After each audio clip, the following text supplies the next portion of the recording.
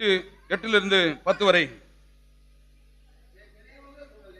என் நினைவுகள் உங்கள் நினைவுகள், உங்கள் வழிகள் என் வழிகளும் அல்லவென்று கர்த்தர் சொல்லுகிறான். பூமியை பார்க்கிலும் வானங்கள் எப்படி உயர்ந்திருக்கிறதோ அப்படியே உங்கள் வழிகளை பார்க்கிலும் என் வழிகளும், உங்கள் நினைவுகளை பார்க்கிலும் என் நினைவுகளும் உயர்ந்திருக்கிறது. மாரியும் உறைந்த மலையும் வானத்திலிருந்து இறங்கி அவ்விடத்திற்கு திரும்பாமல் பூமியை நனைத்து அது முளை கிளம்பி விளையும்படி செய்து விதைக்கிறவனுக்கு விதையையும் புசிக்கிறவனுக்கு ஆகாரத்தையும் கொடுக்கிறது எப்படியோ அப்படியே என் வாயிலிருந்து புறப்படும் வசனமும் இருக்கும்.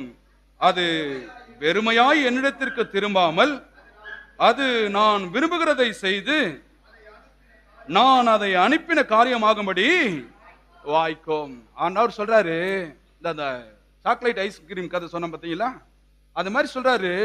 குழந்தைய பார்த்து, நம்மளை பார்த்து சொல்றாரு. கவனிங்க, இந்த ஆபகுக்கை பார்த்து சொல்றாரு. அந்த தீர்க்கதரிசி தான், ஆனா அவருக்கு நடக்கிறதெல்லாம் பார்த்து விளங்கல, கதறான். உண்மையா நீங்க இருந்த இதெல்லாம் நடக்க ஆண்டவரே அப்படின்னு கதறான். இப்ப சின்ன பசங்களுக்கு அவன் கதறி கேட்கிறான். கேட்கும்போது அப்பா வந்து இது உடம்ப கெடுத்துரும்பான்னு சொன்னா கூட என்ன பண்ணாது, புரியவே புரியாது. அப்பதான் சொல்றாரு ஏசாயா தீர்க்கதரிசியின் மூலமாய், உன் நினைவு என் நினைவுகள் அல்ல, உன் புத்தி என் புத்தியை நான் சொன்னா இப்ப உன் புத்தி கேட்காது. அதனாலதான் சொல்றாரு, நடப்பது எதற்கென்று சொன்னால் உன்னை உருவாக்குவதற்காக. எல்லாம் பாருங்க, இன்னைக்கு ரோம சாம்ராஜ்யம் இயேசுக்கு விரோதமா பண்ணாங்க. எல்லாமே பாருங்க, இன்னைக்கு இயேசுவின் உயிர்த்தெழுதலுக்கு எல்லாம் மேன்மையான காரியமாய் அமைக்கப்பட்டார்கள். அதனால சொல்றேன், இயேசு இன்னைக்கு உயிரோடு எழுந்து நாம் பிரசங்கித்து இருக்கிறோம். அன்றைக்கு பாபிலோனர்கள் அந்த பாடுகள், கஷ்டங்கள், நெருக்கங்கள் நம் ஆட்களை படுத்தலன்னா எவ்வளவு தீவிரமா என்ன பண்ணிருக்க முடியாது, கிறிஸ்துவம் பரவிருக்கவே முடியாது. நான் சொல்லுகிறேன், பாடுகள் எங்க இருக்கிறதோ, பிரச்சனைகள் எங்க இருக்கிறதோ அங்க உயர்வுகளும் மேன்மைகளும் இருக்கும். கரங்களை தட்டி தேவனை மையப்படுத்துவோம். அதனாலதான் போன வாரத்துக்கு முன்னாடி வாரம் பண்ணேன், தங்கத்தை நெருப்புல காட்ட காட்ட காட்ட தங்கத்தில் இருக்கிற அழுக்கும் அசிங்கமும் தான் வெந்து உருகுமே தவிர தங்கம் ஒருபோதும் அது மாசா போகாது. அதான் சொல்றேன், உன் விசுவாசம் அப்படி போன்றது. நெருப்பை போன்ற பிரச்சனைகள் உன்னை நெருக்கும் பொழுது கூட, உன்னை எரித்திடலாம் அப்படின்னும் போது கூட, உனக்குள்ள இருக்கிற அந்த கவனிங்க, பாவம் என்கிறது தான் அது போகுமே தவிர நீ தங்கம் என்கிற விசுவாசம் ஒருபோதும் உன்னை என்ன பண்ண முடியாது, அழிக்கவே முடியாது. அதனால சொல்றேன், பாருங்க, நல்லா என் ஊர்ல இருந்து வந்திருக்கேன். யாருமே இங்க எனக்கு தெரியாது, உறவினர்களே கிடையாது, தனி ஒரு மனிதன் தான். நான் அடிக்கடி யோசிப்பேன், எங்க வீட்டுல தக்காளி இல்லைன்னா கூட ஊர் உள்ள வந்தா கூட பக்கத்து வீட்டுல போய் வாங்கிட்டு வந்து செஞ்சிடலாம். ஆனால் பக்கத்துல யாருமே கிடையாது. ஆண்டவர் சொல்றாரு, நான் மாத்திரமே உன்னுடைய எஜமான். நீ கவனிங்க, கையை இப்படி ஏந்துகிறவன் அல்ல, கையை அது சொல்றாரு, எனக்கு ஒத்தாசை வரும் பர்வதத்துக்கு நேராக உன் கண்கள் என்ன பண்ணு, உன் தேவை வரும் பொழுதெல்லாம் பக்கத்தில் இருக்கிற மாமாவும் அம்மாவும் சித்தப்பா பெரியப்பாவும் பார்க்காத. உனக்கு ஒத்தாசை வேண்டும் என்றால் உனக்கு ஒத்தாசை வரும் பர்வதத்துக்கு நேராக, வார்த்தைக்கு நேராக உன் கண்களை ஏறிடு.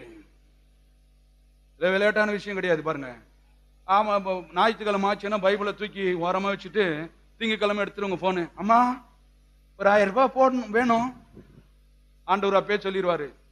கர்த்தர் உன் மேய்ப்பரா அவர் இல்ல, உங்க மேய்ப்பர் யாரா இருக்கிறாரு, அம்மாவா இருக்கிறாரு. பாவம், அவர் செத்துட்டு உடனே சொல்றது, அம்மாவா நம்பி இருந்தேன், அம்மா போயிட்டாங்க அப்படின்னு.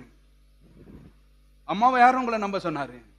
ஒருத்தர் அப்படிதான் சொன்னார். பாருங்க, வெளிநாட்டுல இருந்து ஊழியம் இங்க வந்து ஊழியம் பண்ணிட்டு இருந்தாரு, ஸ்பான்சர் பண்ணி.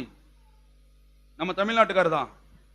மாசம் மாசம் வெள்ளைக்கார ஒரு பில் அனுப்புவாராம், அதை வச்சு ஊழியமும் ஹாஸ்டல்ல நடத்திட்டு இருந்தாரு. ஒரு மாசம் பாருங்க, பில் வரலையா, லெட்டர் வந்துச்சா, நீ நம்பி இருந்த ஆளு மாரடைப்புனால் என்ன பண்ணிட்டாரு, காலமாயிட்டாரு. இவருக்கு மாரடைப்பு வந்துருச்சான். பாருங்க, ஏன் அப்படின்னா அங்கிருந்து வர வேண்டிய மணி என்ன பண்ணிருச்சு, நின்று விட்டது. நின்று விட்ட உடனே ஐயோ, இனிமேல் எப்படி இந்த ஊழியத்தை நடத்துவேன், எப்படி இந்த ஹாஸ்டலை நடத்துவேன், என்னுடைய சோர்ஸே அதுதானே அப்படின்னு சொல்லி நான் சொல்லுகிறேன், என்னுடைய சோர்ஸ் மனிதன் அல்ல, வெள்ளக்காரன் கிடையாது. என்னுடைய ஒரே ஒரு சோர்ஸ் வானத்தையும் பூமியும் படுத்த தேவன். கரங்களை தட்டி தேவனை மேம்படுத்துவோம். என்ன நிறைய பேர் கூடுவாங்க, ஐயா நீங்க நல்லா ஊழியம் பண்றீங்க, எங்க டெனாமஸ்ல இழந்துட்டீங்களா வெளிநாட்டுல இருந்து உங்களுக்கு என்ன வரும்? பண்டு வரும். என்ன வரும்? பண்டு வரும் அப்படின்னா. உங்க பிள்ளைங்களுக்கெல்லாம் இது காலேஜுக்கெல்லாம் ஃபீஸ் வரும் அப்படின்னாங்க. இணைஞ்சிட்டீங்களா போதும்.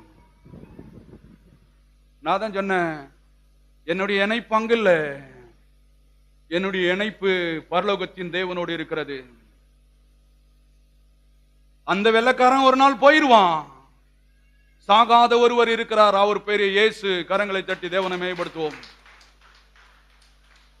என்னை நம்பி வந்தவன் ஒருபோதும் வெக்கப்பட்டதில்லை, தலை குனிதில்ல, கையேந்தையும் விடல, தலை குனியவும் விடல. உம்மை நம்பி வாழ்வதற்கு ஏமாற்றமே இல்லை. நான் சொன்னேன், எந்த வெள்ளக்காரனும் வேணாம். கொரோனா டைம்ல பாருங்க, ஒரு பாஸ்ட் வீட்டுக்கு பாருங்க, என்ன அரிசி பருப்பு மூட்டை மூட்டையே கொடுக்குறான்னு சொன்னாங்க. ஒரு பாஸ்ட் வந்து என்ன கூப்பிட்டாரு, இங்க ஐயா கூப்பிடுறாரு பாருங்க அங்க அப்படின்னு. நான் சொன்னேன், அந்த பாஸ்டை என்கிட்ட வர சொல்லு. ஏன்னா கவனிங்க, ஒரு கம்பெனியில வேலை செஞ்சவே சூப்பர்வைசரோ மேனேஜரோ ஹெச்ஆரோ நான் பெரிய ஆளுன்னு சொல்றாங்க. என்னுடைய கம்பெனி பரலோகம். கரங்களை தட்டி தேவனை மேம்படுத்துவோம். என்னுடைய கம்பெனி பரலோகம். என்னுடைய எஜமான் இயேசு. அவருக்கு ஊழியக்காரனா இருக்கிறேன், அவருக்கு பிள்ளையா இருக்கிறேன். என்னை அவனிடத்தில் அற்பமான நாளைய தினத்தை குறித்து எண்ணத்தை உண்போம், எண்ணத்தை உடுத்துவோம் என்று என்ன பண்ணாத. கொரோனாவில் கூட நான் செழிப்பா இருப்பேன், ஏன்றா என் தேவன் அப்பேற்பட்டவர். அந்த ஆள் சொன்னாரு, எல்லாம் கொடுக்குறாங்கன்னா கையேந்துவாங்க, இந்த ஆள் என்ன வாங்க மாட்டாரு. வாங்க மாட்டேன், ஒருபோதும் வாங்க மாட்டேன். ஏன்? வாங்கினால் ஒரே ஒரு இடத்தில் தான் வாங்குவேன், அவர் பேரு இயேசு. நான் சொல்றேன், நீங்க அந்த மாதிரி சபைக்கு வந்து அந்த மாதிரி விசுவாசத்தை கத்துக்கின வெயிட் பண்ணவே போதும். மாமிசத்துல போய் தடான அங்க இங்கேயும் வாங்கிடாதீங்க. நீங்க நடத்த வரையிலும் நான் இருக்கிறேன்.